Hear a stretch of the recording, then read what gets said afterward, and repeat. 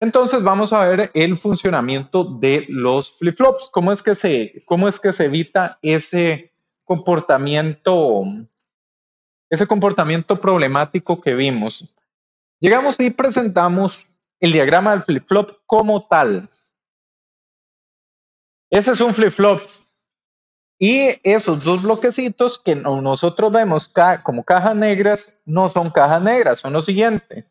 Eso es un latch D que acabamos de ver, solo que no vamos a diagramar todo el latch D. Y esto es un latch SR con control.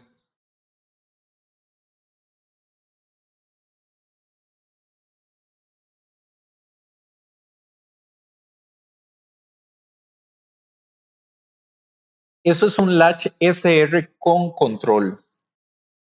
Entonces, vamos a hacer un diagramita de tiempos para ver cómo es que funcionan estos señores, que es lo que permite hacer que solo nos guarde un dato específico cuando deseamos. Vemos de que se construye a partir de dos latches, del SR con control que vimos y el latch D, que al fin y al cabo es una modificación del SR. Entonces, veamos cómo se comporta esto a nivel de diagrama de tiempos. Vamos a tener lo siguiente. Vamos a tener la línea del tiempo. Vamos a tener, vemos que hay una señal de entrada que se llama C, que es clock. En este caso, bueno, C todavía no sabemos qué es clock, pero llamémosla de esta manera. C, vamos a ver, este más es de flanco negativo, entonces viene acá. Vamos a poner esto más arriba, de acá. Va a tener el siguiente comportamiento. Pongámoslo en diagonal porque al fin y al cabo no es instantáneo. Tengamos ese comportamiento.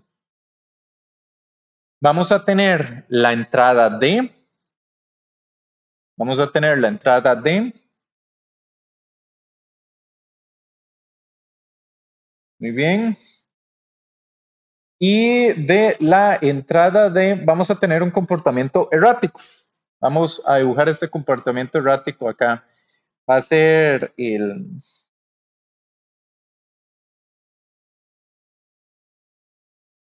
algo así por el estilo.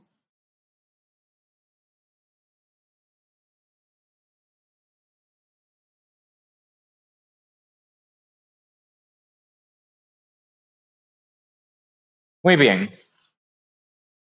Este mae lo voy a copiar porque necesito copiarlo. Entonces copy, paste. No, no me copió todo.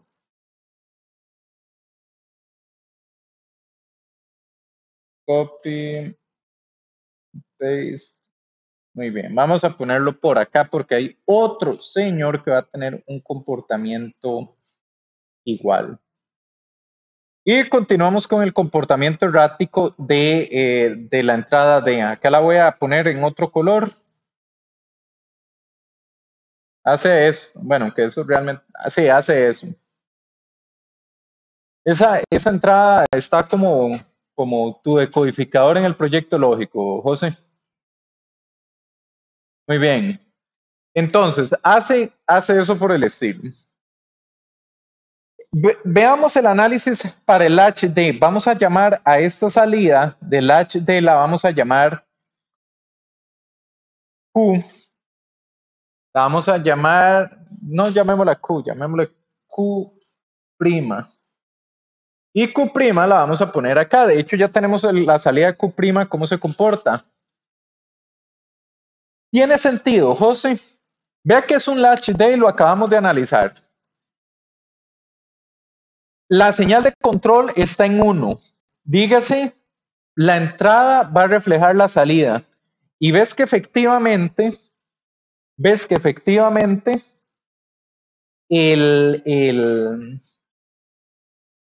la salida del flip-flop del latch D refleja la entrada.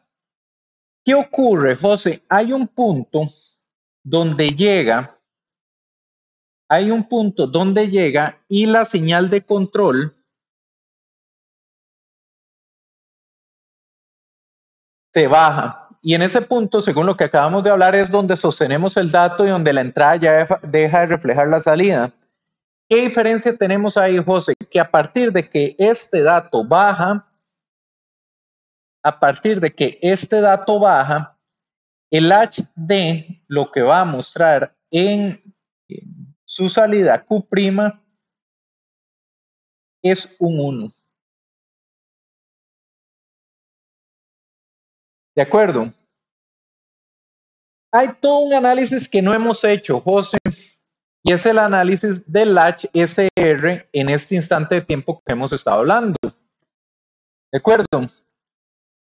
Sucede que no hay mucho que analizar. Digamos de que este MAE y a esta salida, bauticémosla, José, le ponemos a esta salida así Q, no Q', le ponemos Q. Entonces, resulta que el estado inicial de Q era 0. Cuando arrancó este flip-flop era 0. Durante todo este tiempo, José, hasta la rayita negra,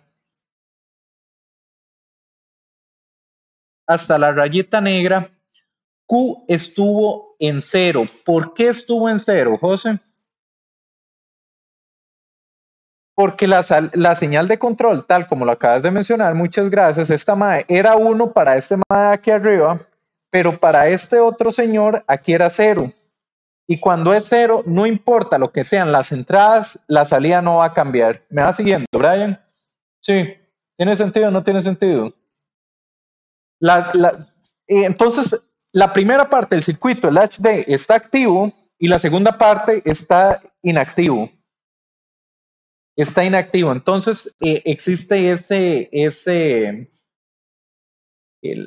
tenemos ese comportamiento. Pero, ¿qué ocurre cuando este MAE, de hecho, vamos a poner acá abajo para visualizarlo de mejor manera, vamos a ponerlo como tal, C negado?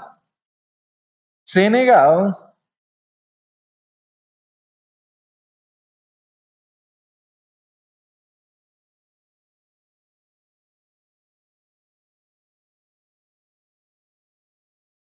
me compra que eso es C negado, Brian.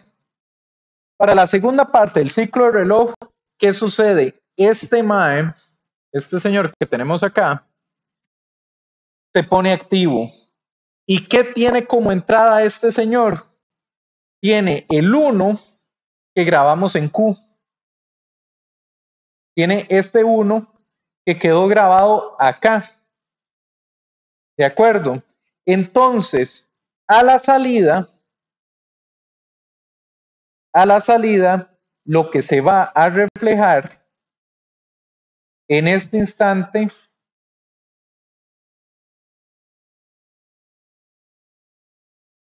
es el dato de Q'.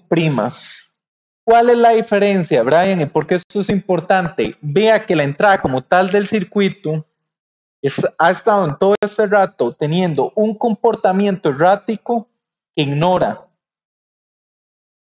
La entrada del circuito se ha estado comportando rarísimo, pero vea que la salida está estable. Sí, Brian, sí, la salida está estable. Y no solo eso, Brian, no solo que la salida está estable, muy fácil identificar que para la segunda parte, cuando la señal de control original bajó a 0 y la entrada se ha estado comportando erráticamente y en la salida no se refleja. Sin embargo, si ponemos la suficiente atención, Brian, vas a ver de que el comportamiento errático en la primera parte tampoco se reflejó en la salida. El comportamiento errático de la segunda parte tampoco se refleja en la salida. Lo único que se refleja en la salida es el valor de la señal de entrada en el flanco. Y esto hace que este señor se llame un flip-flop de flanco negativo. Hace que se llame un flip-flop de flanco negativo.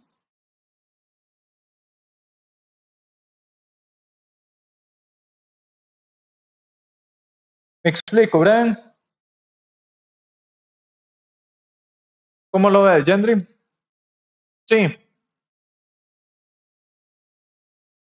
Ahora, Jervis, te pregunto, ¿por qué es importante eso?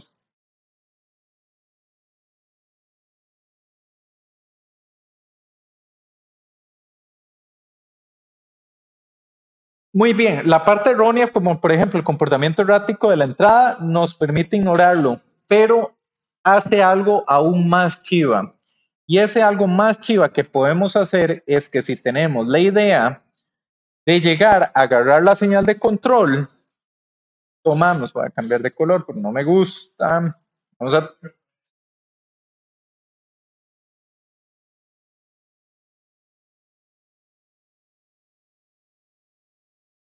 Muy bien, entonces el compañero Brian dice que tiene que saber el instante en el cual la señal va a estar en uno cuando lo queremos grabar, es así. Mejor dicho, necesitamos saber el instante donde va a haber el flanco negativo. Y eso se convierte en un problema. Y es cierto, Brian, es necesario saber el instante donde hay el flanco negativo porque ese es el instante donde voy a grabar el dato. Pero hay una ventaja. Esto podrá parecer incomodísimo, ¿verdad? Saber ese flanco negativo justo cuando es. Pero hay una ventaja que vas a ver en el curso de circuitos de grados analógicos.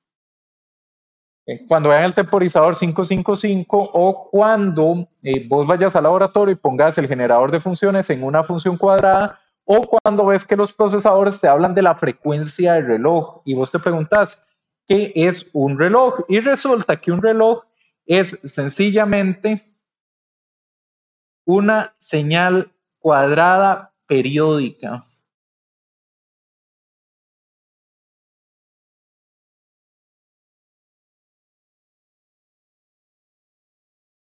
Es una señal cuadrada periódica. Entonces, cuando ustedes han oído de los procesadores que hablan de la frecuencia del procesador, la frecuencia del reloj, lo que está hablando es de esta señal cuadrada periódica.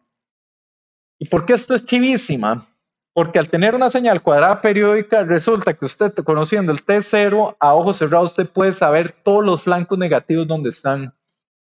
Y usted lo que tiene que garantizar es que los datos que necesitas guardar en tus flip-flops estén disponibles en cada flanco. Y la ganancia que tenemos con los flip-flops es que estamos pasando de un circuito asíncrono. No podemos predecir cuándo pasan las cosas, que al llegar y poner la señal de control, que también sirve para clock, lo convertimos en un circuito síncrono. Y para nosotros como diseñadores eso es carita feliz. ¿Cómo lo ves, Catherine? Sí, Hervis, tiene el sentido del mundo. Y ese es el concepto de flip-flop, easy peasy. Así es como funcionan.